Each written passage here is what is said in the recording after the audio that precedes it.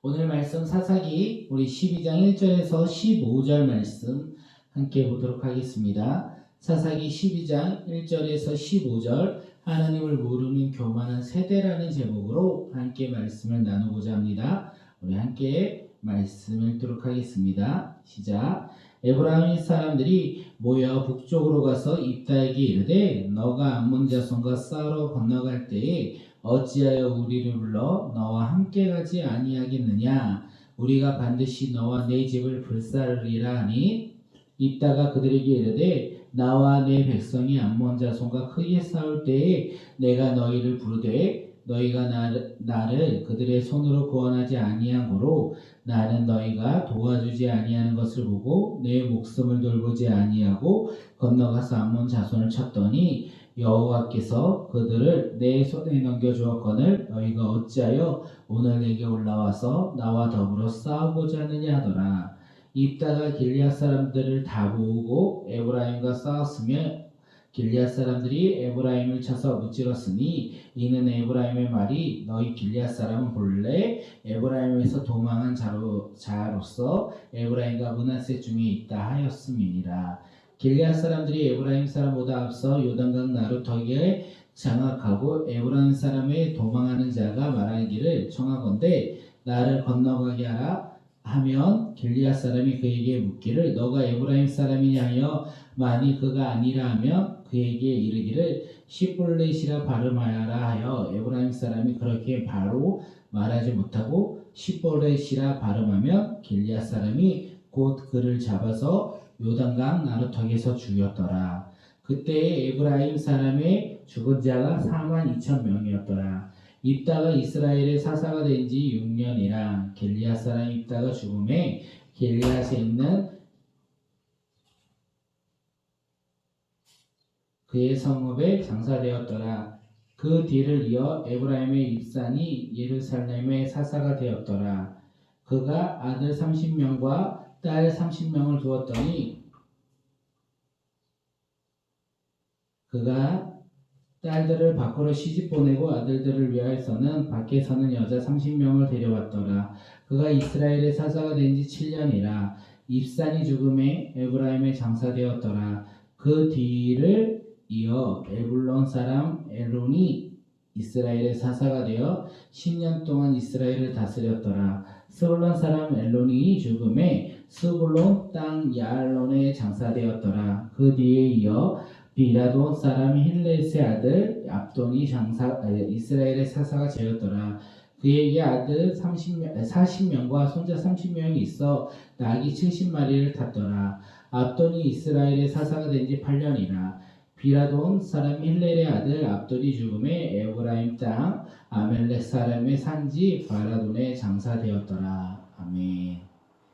우리가 어저께 함께 말씀을 나눴습니다. 입다가 암몬 자손과 전쟁에서 승리한 후에 집으로 돌아올 때 제일 먼저 자신을 영접한 자가 있으면 하나님께 번제물로 바치겠다 이렇게 서원했는데 그가 전쟁에서 승리의 기쁨과 승리의 만족과 행복을 갖고 집으로 돌아올 때 제일 먼저 자신을 영접한 자신의 문안 동료를 바라보고 슬퍼하며 그를 하나님께 선한 대로 하나님의 번제물로 드렸다라는 것을 우리는 함께 말씀드렸습니다. 그리고 얼마 지나지 않아 입다에게는 또 다른 위기가 놓인 것 같습니다. 함께 우리 어떤 위기인지 1절 말씀 읽도록 하겠습니다. 시작. 에브라임 사람들이 모여 북쪽으로 가서 입다에게 이르되 너가 암몬 자손과 싸우러 갈 때에 어찌하여 우리를 불러 너와 함께 가게 하지 아니하였느냐? 우리가 반드시 너와 내 집을 불사르리라 하니. 지금 에브라임 사람들이요 입다를 찾아왔어요. 그리고 그 암몬 자손과 싸우러 갈 때 우리를 부르지 않고 너희들만 나아갔다 이렇게 말을 하면서 그 입다와 그의 집을 어떻게 한다? 불사르겠다 이렇게 이야기하고 협박하고 있는 거예요. 전쟁이 났을 때 자신들을 부르지 않았다 이러면서 왜 우리를 전쟁에 부르지 않았냐? 우리를 부르지 않았기에 우리는 너와 함께 싸우겠다 이렇게 이야기하며 협박한 것입니다. 그런데 이 에브라임 사람들의 이 모습 우리가 예전에도 한번 보았습니다. 그 기드온이 사사가 되어서 미디안 연합군과의 전투에서 승리할 때에도 이 에브라임 사람들은 이런 동일한 모습으로 그 기드온에게 나아갔다는 거예요. 그런데 문제가 있다면 기드온과 입다의 모습과 반응이 서로 달랐다는 것입니다. 기드온은요, 에브라임 사람들의 이야기를 듣고 그들을 존중하며 그들을 높였어요. 그러면서 문제를 해결했습니다. 하지만 입다는요, 기드온과 다르게 그는 에브라임 사람들을 높이지도 아니하고 그들을 존중하지도 않았어요. 그들과 다르게, 기브온과 다르게 그는 크게 분노했다는 거예요. 그가 어떻게 분노했는지 함께 2절, 3절 말씀 읽도록 하겠습니다. 시작. 입다가 그들에게 이르되 나와 내 백성이 암몬 자손과 크게 싸울 때에 내가 너희를 부르되 너희가 나를 그들의 손에서 구원하지 아니함으로 나는 너희가 도와주지 아니하는 것을 보고 내 목숨을 돌보지 아니하고 건너가서 엠몬 자손을 쳤더니 여호와께서 그들을 내 손에 넘겨 주었거늘 너희가 어찌하여 오늘 내게 올라와서 나와 더불어 싸우고자 하느냐 하니라. 이따는요 암몬 자손과의 싸움에서 에브라임 사람 불렀다, 너희들을 불렀다 이렇게 이야기합니다. 하지만 너희들이 나의 부름에 함께하지 않고 외면함으로써 나는 전쟁에서 목숨을 돌보지 않고 전쟁 가운데 나아가 승리를 했다, 이렇게 에브라임 사람들에게 이야기를 하는 거예요. 그들은 서로를 바라보며 원망하고 질책하고 있어요. 에브라임 사람들은 전쟁 가운데 우리를 부르지 않았다 이렇게 원망하고, 그 다음에 입다는요 에브라임 사람들에게 너희를 불렀지만 너희가 오지 않았다, 그래서 내가 내 목숨을 다하여 전쟁 가운데 나아갔다 하며 질책했다는 거예요. 서로를 바라보며 서로의 마음을 용납하지 아니했다는 것을 우리가 알 수 있습니다. 서로가 용납되지 아니할 때, 서로의 마음에 들지 않을 때, 서로가 서로를 원망할 때 어떻게 됩니까? 서로가 서로를 향해 칼을 겨눈다는 것이에요. 서로가 서로를 향해 칼을 겨누고 싸우게 된다는 거예요. 전쟁 가운데 나아가게 된다는 거예요. 그래서 결국요, 이 입다와 에브라임 사람들이 싸우게 됩니다. 하나님의 백성인 공동체가 서로에게 칼을 겨누기 시작했다는 거예요. 그래서 결국에는요 입다와 길앗 사람들이 에브라임을 쳐서 그들을 무너뜨려요. 그리고 무차별하게 살인을 합니다. 같은 종족이로서 42,000명이나 되는 수많은 사람들을 죽임으로 그들의 목숨을 빼앗아 갔다는 거예요. 오늘 이 말씀을 통하여 우리가 공동체를 한번 생각해 볼 수 있다는 생각이 들었습니다. 우리의 공동체는요 다양한 사람들이 모였어요. 생각이 다르고요. 그리고 자라온 모습도 다르고 살고 있는 환경도 다릅니다. 또한 나이와 삶의 모습도 다 다릅니다. 서로 다른 우리가 예수 그리스도를 믿음으로 말미암아 꿈꾸는 교회의 공동체로 모였다는 거예요. 그리고 우리가 어떤 일을 하든지 무슨 일을 하든지 서로의 다른 가운데 우리는 서로의 다른 가운데 일을 할 수밖에 없다라고 생각되어집니다. 왜냐하면 우리의 생각과 모습이 그리고 바라봄이 서로가 다 다르기 때문에 그렇습니다. 이때 중요한 것은 이때인 것 같습니다. 이때 우리는 어떤 모습으로 나아가야 합니까? 우리 꿈꾸는 공동체가 서로 다름을 가지고 어떤 일을 할 때 어떤 모습으로 나아가야 합니까? 서로 다름을 바라보며 서로 비판하고 판단하고 정죄하며 나아가야 됩니까? 아니면 우리가 서로를 인정하며 서로를 격려하며 서로에게 헌신하며 나아가야 됩니까?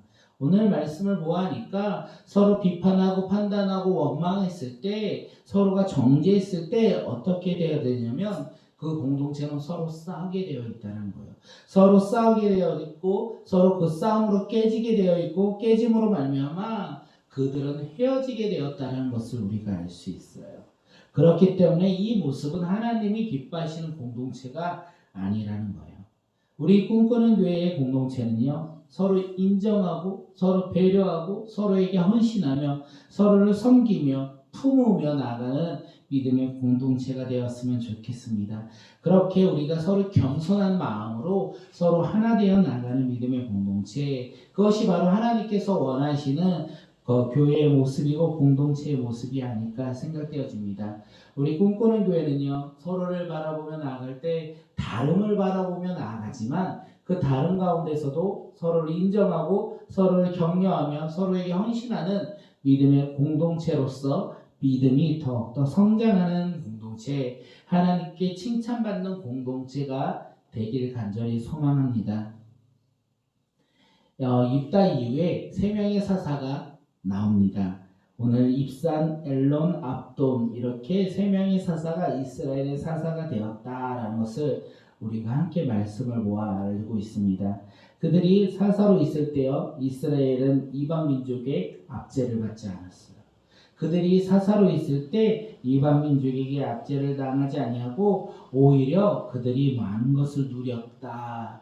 아들이 30명이었다. 아들이 40명이었다. 손자가 30명이었다. 이렇게 그들은 많은 것을 누렸어요. 그리고 그들은 그 누린 것을 왕처럼 살았다는 것을 우리가 알 수 있어요. 하나님이요, 이 평화를 주셨다는 거예요. 이스라엘 백성들에게 이방인의 압제 없는 평화 속에서 살아갈 수 있도록 그들을 지키시고 그들을 인도하셨다는 것입니다.